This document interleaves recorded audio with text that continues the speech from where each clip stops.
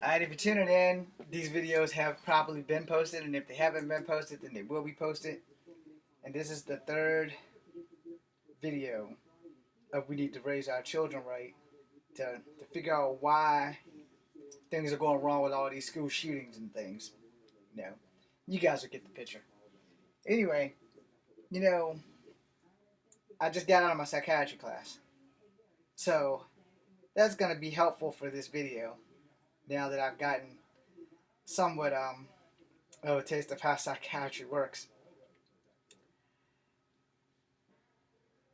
Um, the more or less, is that we don't really look at things with a rational mind the way we think we do. With a rational mind, you have to ask yourself more than one question, because the question why is not enough. The question maybe is not enough. The question what causes this is not enough. You have to do more than ask. You have to observe. You have to be one of those people that watches everything and pays attention and try not to leave any small detail out. And in doing that, we may have a possibility of preventing the next school shooting. I know you guys have heard this from professionals time and time again. But are these professionals giving people the right advice? Are they giving us the tangible resources that we need to make sure that when we talk to our children and go, what's going on with you in your life? Did you think you need to go to school with a death note and have everybody whose name on it who's ever bothered you do something to you? And in that being the case, the parent needs to take that death note to the school, and if necessary to the authorities, because there has been one, I know you guys probably don't know it, but there has been one story where a father turned in his child before he could carry out his death note. And I'm calling it death note because I don't want to say it's a fucking hit list of students that the kid didn't like. So I'm going to call it a death note. Not that I'm not a fan of the anime series or the new series on Netflix that I don't have, but I'm calling it a death note because it sounds a little bit more mature than teenage hit list, which is basically what it is. Moving on. When we don't engage with our children, when we don't find out how their lives are turning out, while we don't find out the source of their anger, it leaves us in a position to be responsible for one of our own children running to school with a death note, just picking out random kids, dang, dang, dang, dang, dang, and taking them out. There's a source to everything. There's not a solution to everything, but we come pretty close. I know you guys are thinking, well, if there's a cause, there's a solution. No. There may always be a cause, but they may never, ever truly be a solution. And why do I say that? Because we haven't cured the fucking common cold, and it's been eons. Alright? We don't have a cure for damn near anything. We have treatment, but we don't have a cure. Make sure y'all understand that. We have treatment with enough antibodies in your system that can make the ailment vanish. So in a sense, you're cured, but you're not truly cured. You're cured in the fact that you no longer have gonorrhea. Alright, we have treatments to conquer gonorrhea and malaria. We probably do have a cure or treatment for AIDS. It's just sitting somewhere and no one wants to administrate it due to the population control. So watch where you stick your dicks. Or watch what dick you ride. Or better still, don't do needles. Careful with blood transfusions. Kissing may no longer be safe. But with the Me Too movement going on, it's probably not a good idea that you attempt to kiss anyone anyway. All jokes aside, we don't, and I stress this 1,000%, we don't engage in our children's lives enough. Okay, if you're the child of a sports star kid, your kid shoot hoops, your kid plays golf, your kid uses these things, and you're at every single event that they have, that's different.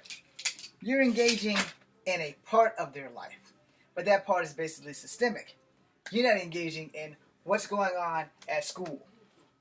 So here's a thought, and I know we probably can do it, and some schools have implicated it and done it, and it's part of the school curriculum and they have a waiver now. Why don't we put lipstick cameras in every school, in every room. 2 cameras, one in the entry door and one in the corner. So that way it films the entire room. Or put one camera that's constantly swirling at 30-second intervals so that it covers everything in the room.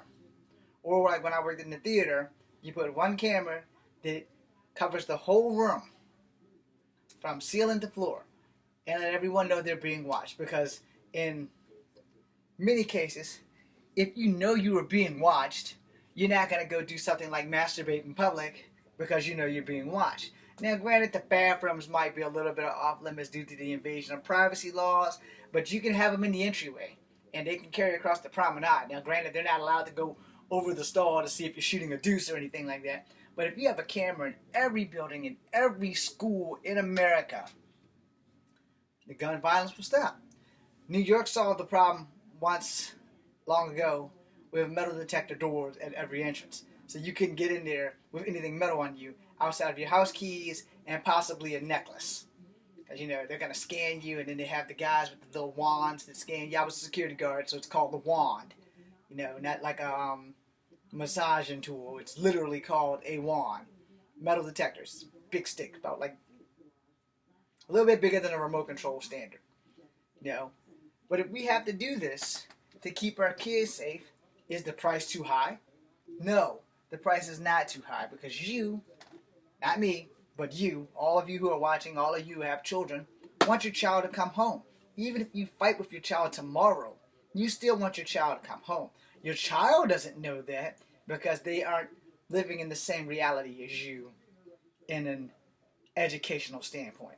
You know, you've been there, you were a kid once, and that's the thing about parents. We have to tell our children that we were kids once too. And here's the thing. Thank you, Aunt Ruth Ann. I love you to death, because no shame. Don't lie to your children. Tell them everything, even the bad shit you've done, because this will give them some kind of moral character to make sure they know, you know, my dad did this shit.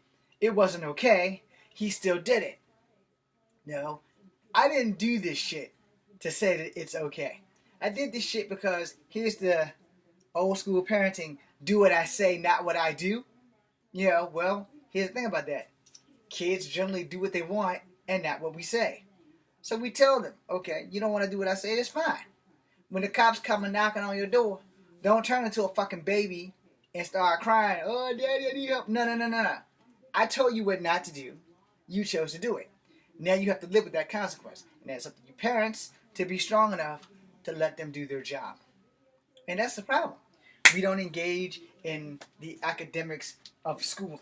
Oh, your kid plays great sports. Your kid's a great singer for the band club, the opera club, the orchestra, whatever the fuck that shit is in school where you sing. I took art. Okay? I took art in home ec. See the dragon? Okay. And I can cook pretty good too if you've seen some of my cooking videos. But the thing is, if we're not engaging our kids right here and what's going on in their head and what's going on in their day, because something's going on in their day that's going to fuck with their head. And if it fucks with their head long enough, you get a kid that goes to school with a fucking weapon from God only knows where, because I don't believe in guns. I don't own any guns. I have a bow and arrow. That's pretty much not going to get taken to school, because there's no way you can fold that bitch up and not be seen, because it's a recurve bow. It's not a compound bow. It's not a bow from Arrow, the TV series. It's a real, live, actual recurve bow. I have 2 of them, actually. One was inherited. But the whole point is, you don't engage with them of their day, then you won't know what's going on. If you don't talk to your kids about school bullying, if you don't understand, oh damn, I hope he ain't got sexual harassment charges. Oh, alleged sexual assault. Sorry, the dude from the Chew. I don't know his name. He's got a ponytail. And he's kind of plump. Sorry, I don't know his name. Don't really care. But the thing is, back on topic. The whole fact is if we don't take the time to talk to our kids, we don't take the time to tell our kids about our childhood.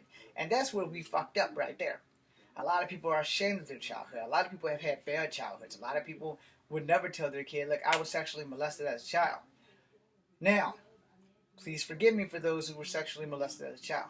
You need to tell your fucking children so that if they're being molested, they can tell you. and then y'all can do with that accordingly. But that being said, I was bullied as a child. I have no shame in saying it. I, Kung Fu Master James Williams Jr., was bullied as a child, mostly from grade school through high school, and even in college. I have been bullied through school, all my life through school. It does not give me the right to snap and go and put an arrow through innocent people's chests. All right? Don't think that I haven't thought about it, because I have, or I wouldn't have let that fly out my mouth. But I have the testicular fortitude to know right from wrong. I love my freedom. I love practicing with my bow and arrow. So, here's the thing. I get a target, I draw a dragon, I put an arrow through it. It's not that difficult to find ways of dealing with your problems, even if it's in a violent setting, without it being live violence on people. I got a target that had a bear. You think you're going to bring down a bear with a bow and arrow? I'm only part Cherokee. And it's more than likely I descended from a scout and not a hunter, because the sight of blood just sickens me. So that should tell you right there that this guy's only going to kill if he has to. And as an infantry soldier, I was taught that, sometimes we don't get that option. As a man, you have the option on whether you want to pull that trigger or not. When you're in combat, you don't have that option, because if the enemy's shooting at you, you're going to return fire. Only an idiot would stand there and think that they can eat bullets. Of course, unless your name is Colossus, where you literally can turn into something that bullets cannot penetrate. That's a whole different ballgame. We don't have those people in existence in the real world. Here's the thing, though. I found my escapes. Alright? Kung Fu, my main escape. My bullies never physically harmed me, because apparently they fucking knew I'm going to fuck them up. Simple as that. They talked a lot of shit. And the thing about words do hurt. It depends on who they come from, but words, they definitely hurt. You have to learn how to deal with that in every aspect. Man, my bullies verbally abuse me daily on many things. I'm going to wind up making 4 parts of this video. I got to go take care of this. I'll be back.